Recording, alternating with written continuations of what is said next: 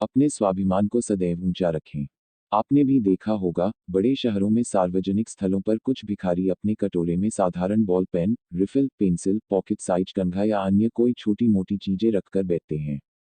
एक सज्जन ने भिखारी के कटोरा में 2 रुपए का सिक्का डालकर वहीं खड़े खड़े उसके बारे में सोचने लगे और कुछ क्षण बाद वह आगे चलने को मुड़े ही कि वह भिखारी बोला, बाबू साहब, आपने 2 रुपए का सिक्का तो कटोरा में डाला दिया, पर उसमें रखी पेंसिल या रिफिल आपने नहीं ली।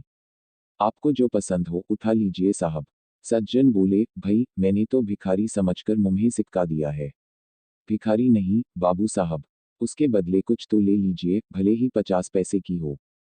अब वह सज्जन असमंजस में पड़ गए कि वह भिखारी है या दुकानदार, और उसकी ओर मुस्कुराते हुए देखने लगे।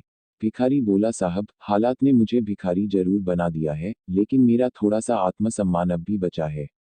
अगर आप सिक्के के बदले कुछ भी ले लेंगे तो मुझे कम से कम इतना संतोष रहेगा कि भिखारी होने के बावजूद मैंने अपना स्वाभिमान नहीं खोया है। यह सुनकर उस सज्जन की आंखें भर आईं। उन्होंने अपने पास से 100 रुपए के 2 नोट निकालकर उस भिखारी के हाथ में दिए और कटोरे में रखा सारा सामान, जो 50 रुपए से ज्यादा मूल्य का नहीं था, लेकर उससे पूछा, भैया 200 रुपए कम तो नहीं है? वह भिखारी कृतज्ञ होकर रूंधे कंठ से बोला, साहब, मैं आपका शुक्रिया किन शब्दों से अदा करूं? आपने तो नारायण के रूप में आकर मेरे स्वाभिमान को फिर से ऊंचा कर दिया है। यह तो मेरा जीवन बदल देगा।